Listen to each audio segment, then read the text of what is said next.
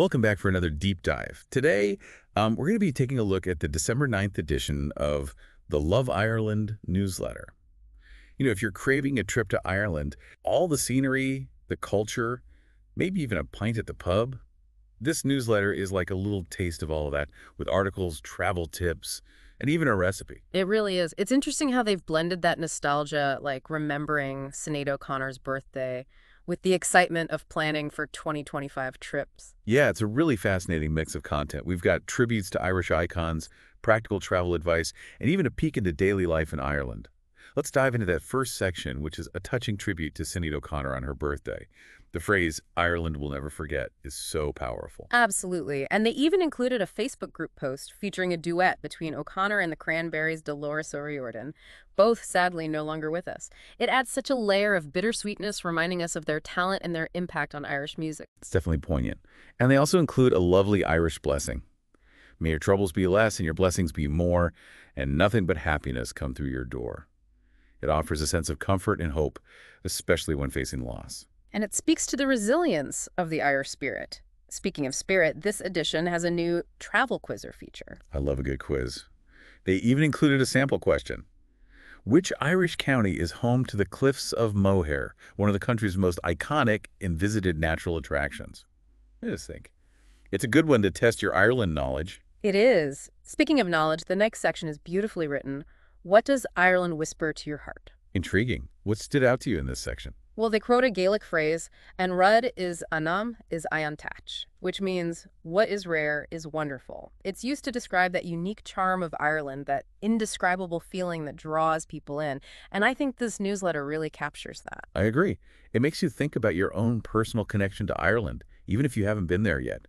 What is it about Ireland that speaks to you? I think it's the combination of history, nature, and culture, the ancient ruins, the rolling green hills, the friendly people, and that vibrant music scene.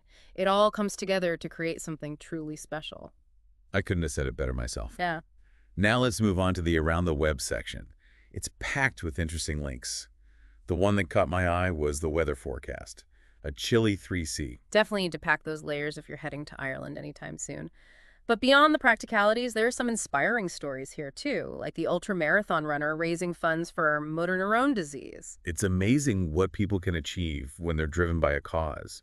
And the County Wexford article with that stunning image of Hookhead Lighthouse, just breathtaking. They call Wexford the model county, and it's Wow. easy to see why. That coastline is just spectacular. This section really showcases the diversity of experiences you can have in Ireland, from challenging yourself physically to simply soaking in the beauty of the landscape. There's something for everyone. Well said. Now, shifting gears a bit, the social media section features a simple but engaging question. How much do you love Ireland? Hmm.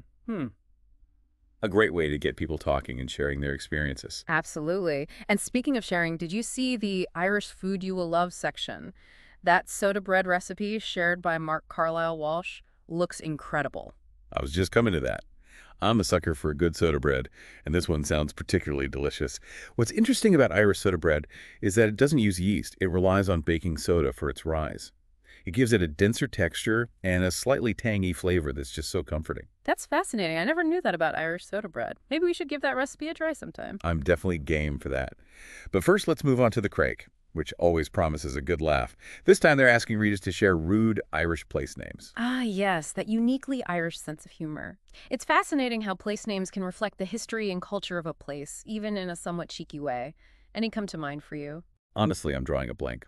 Maybe our listeners can enlighten us with their knowledge of Irish geography and, shall we say, colorful place names. I'm sure some of our listeners will have a few suggestions. But moving on, did you notice the call to action for the premium newsletter? Yes, they frame it as buying them a pint at Temple Bar.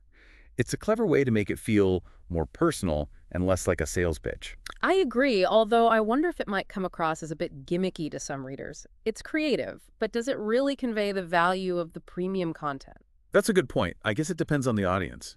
Some people might appreciate the lighthearted approach, while others might prefer a more straightforward explanation of the benefits. Exactly. But speaking of benefits, they do highlight some enticing perks like access to travel, deep dives, itineraries, and special deals. And for less than the price of a pint, it seems like a pretty good deal, especially for someone seriously planning a trip to Ireland. They even suggest a UK, Ireland, Scotland power adapter plug. Talk about attention to detail. It's like they've thought of everything to ensure you have a smooth and enjoyable trip.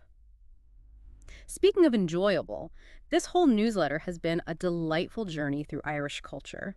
What has stood out to you the most? I think it's a sense of community that shines through. From the Facebook group with over 1 million members to the personal anecdotes and the invitation to share rude place names, it feels like they're building a connection with their readers. That's so true. It's not just about providing information, it's about fostering a shared love for Ireland, and they're doing a fantastic job of it. I agree. It's like they've bottled that warm Irish hospitality and delivered it straight to our inboxes. And that's something truly special.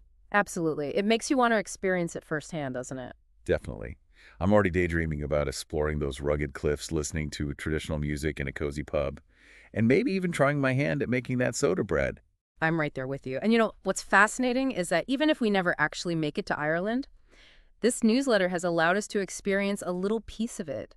Through the stories, the images, and the shared enthusiasm, we've been transported to the Emerald Isle, if only in our imaginations. That's the power of a well-crafted newsletter. Yeah. It can spark our curiosity, broaden our horizons, and connect us to something bigger than ourselves. And in a world that often feels increasingly divided and disconnected, that's a truly valuable gift. Beautifully said. Now, before we wrap up, I wanted to circle back to that Gaelic phrase we discussed earlier. And Rud is Anam is Iontach. What is rare is wonderful. What makes Ireland rare and wonderful to you? For me, it's the combination of the ancient and the modern. You have these historic sites that have stood for centuries, steeped in myth and legend, alongside a vibrant contemporary culture that's constantly evolving.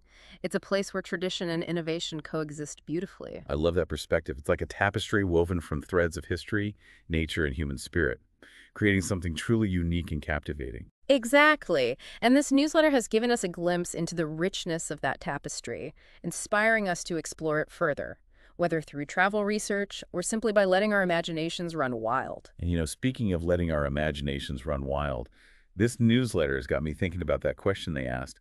How much do you love Ireland? Hmm. If Ireland could whisper something to your heart, what would it be? Oh, wow, that's a great question. I think for me, it would be a call to slow down to appreciate the simple things, like a warm fire on a cold night or a good conversation with friends over a pint of Guinness. That sounds lovely. It seems like this newsletter has really captured the essence of Ireland. I think so. It's a blend of history, beauty, and good humor, and it leaves you feeling like you've just had a warm hug from an old friend. Well said. Thanks for joining us on this deep dive into the Love Ireland newsletter, everyone. If Ireland could whisper something to your heart, what would it be? Let us know.